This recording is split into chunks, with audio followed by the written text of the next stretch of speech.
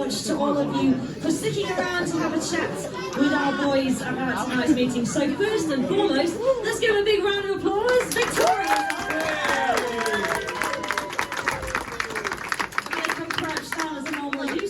Creating the next sideways to look at me. We have invited Jack Smith upstairs, but as you can see, he's not quite made it, but we'll get started without him. And since he's got the microphone in his hand, let's start with Luke Moth. Let's hear it for him, folks. Oh, Luke, busy boy tonight, haven't you been? Oh, I'm knackered, mate. Knackered. 6 rides will do that to you though, won't it?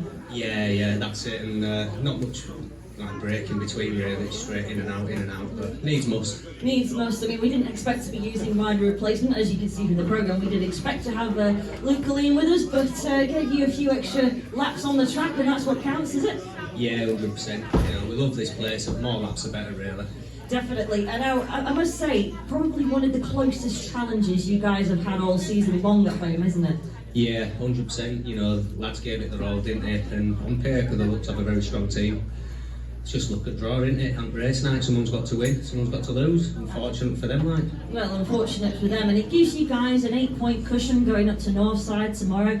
Are you excited about that? Because it's going to be a new track for a lot of you. Oh yeah, me and Matt have lived up there for the last week or two. Oh, so you do tell any secrets of the trick of the trade that track might throw up for you guys?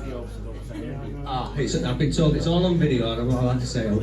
Oh, okay. Then but no, we love the place, and let's just hope it's some more close racing, eh? I'm sure it will be. As far as tonight's concerned, though, as I say, you know, for you guys to cover a rider replacement as well as you did, really pulling together when it counts, because they didn't make it easy for you, and at one point, you guys were losing. Yeah, that's it. But like I say, someone's got to win and lose, haven't they? And it can just change, you know, flick of a coin.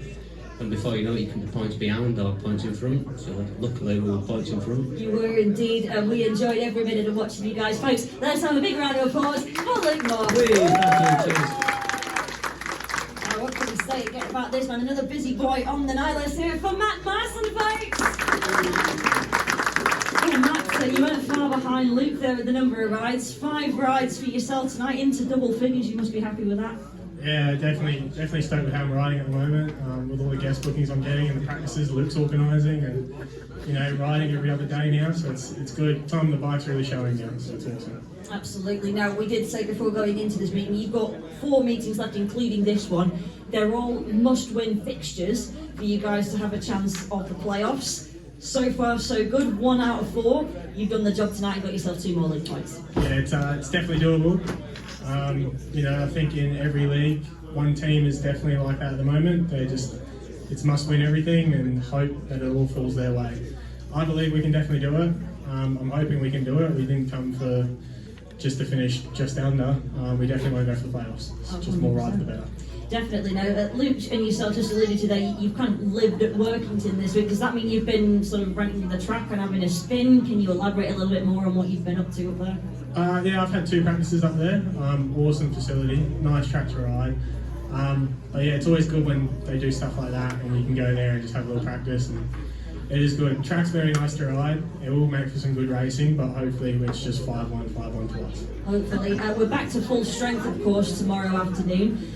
Do you think potentially we could have gotten a little bit more of a softer cushion had we had James and Sam with us tonight? Yeah, definitely. Me and Steve were just saying that, what cap did he run over for someone to pull out last minute, and then, you know, James and Sam getting their meetings rained off today. You know, it would have been ideal if they got rained off this morning and then they could have come here, you know.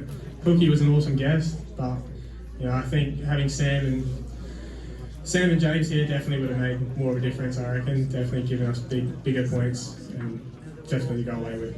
And then just finally, I mean, would you say though, that was 2 of our big hitters that we were without, obviously James Pearson our number 1, Sam Marr number 3. You've proved that you can do the business without those guys, so it must give you a real good boost of confidence to know that you can handle that. Definitely, when the team, everyone steps up and they're all in the gear, I think minus 1 or 2 boys, we can definitely get the job done still at home.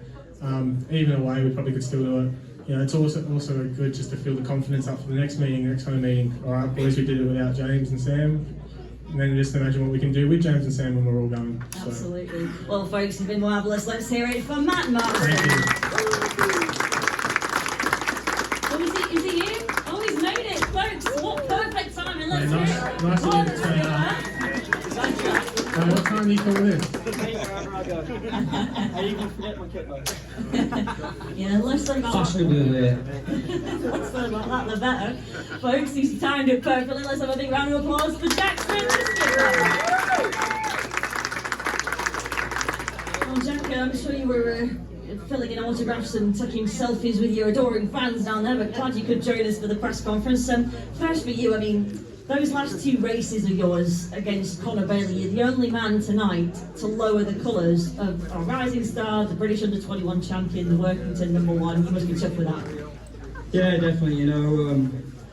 I always believe in my ability and my bikes, and my dad and my uncle working hard in the pits, and started off well with 2 wins, but after that, sort of should have made changes when the track was changing, but I didn't, and it took me 2 races to realise that I needed to change something. So I made 3 changes, and then it worked, and I was back winning races. So yeah, I was happy with that. So how was the track changing then as the night went on?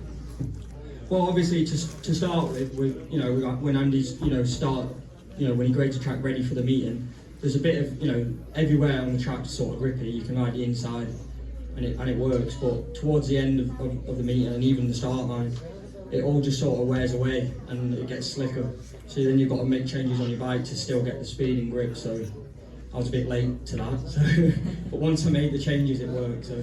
Definitely, and we were just saying to Matt and Luke before you joined us, you guys are off to Workington tomorrow. You're taking an 8-point cushion with you, and you're at full strength. I mean, what you've achieved tonight without 2 big hitters, what do you think you can achieve tomorrow at Workington when you're back to full strength? Yeah, definitely. We all know how well James does around here, and he's been banging in maximum after maximum, or just dropping a point. So. And the same with Sam. Like, he's been very, very fast around here this year, and to be without them both, it's shown how good all the lads have done tonight, and we all pulled together, and to get the win tonight was obviously most important. With being back with the other 2 tomorrow, with an 8-point cushion, we don't really want to think about the 8-point cushion. We want to think about being 0-0 again, because we want to just win there, because we need to win there. We don't want to just go and get the bonus point. Absolutely. Well, Jack, I'm going to let you catch your breath. Folks, let's hear it for the skipper, Jackson. Now, of course, our TC manager, Steve Williams. Now, Steve, yourself and I, we had a chat ahead of tonight's meeting, and I know that you were a little bit apprehensive because the Comet certainly provided one of the toughest challenges that we've had here at home in recent weeks, if not recent seasons. Are you feeling a little bit more relaxed now that we've got this one over, got the points in the bag? Yeah, I think after this week, just to get to this time, I felt relaxed, no minus ball. But listen, we knew they had lads that could hurt us, that knew the track, that knew setups, and their track's pretty much built on the same principle as our track. So. We knew what they could do, but also at the forefront of our minds, we knew what we could do. Obviously, missing James and Sam is a blow, but we always work as a team. When somebody's missing, somebody steps up. That's the name of the game. We don't look into the 1 to 7. With a team, whatever number. Even Jack Schimmel, he ran out with his bike. For Luke, what a team man.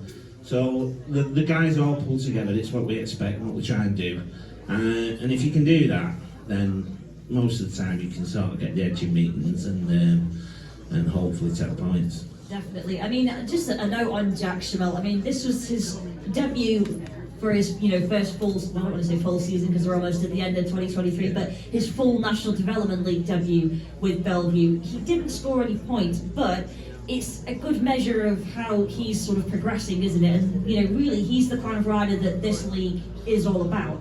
Yeah, I mean, like I say, the key word in the NDL's development. Jack fits that bill, to a T. So obviously he's come in. He's bound to be a bit jittery. You try and chill him out, calm him down. But obviously, he's human. So like I said to him, we're not going to win and lose meetings on what he does. He's just got to chill out, try and chip away, set his own goals, get points when he can. And I think if he does that, his confidence will build. But obviously, like anything, you know, these lads have been in the same position.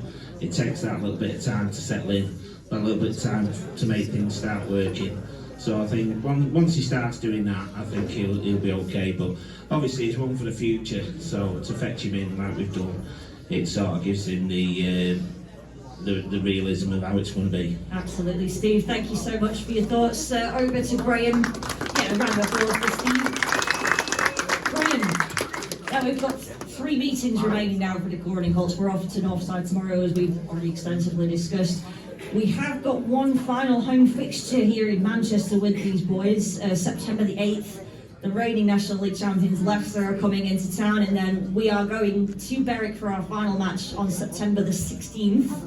These are 3 big meetings. I mean, the Berwick one, I'm sure we have to cast our minds back because we've already faced them here at home with a significant lead for the aggregate bonus point. But these next 2 matches, Leicester, Workington, you feel, could make or break our playoff hopes. Yeah, it's still an outside chance of the playoffs, but we're the football cliche, taking one meeting at a time. We're just looking forward to tomorrow now, and you know, we'll get through that one and then see how we go. With every meeting all season, we've been looking to win them, so tomorrow will be no different. And I think tomorrow is actually one that they're all looking forward to. So you know, that's the next step. Let's see if we can win that one and take it from there. Absolutely. I mean, the home form has been exemplary. We've already kind of mentioned that, you know, there's been a couple of hiccups along the way when we've been travelling, but in terms of the aggregate points, we've collected more of those than most other teams in the National League.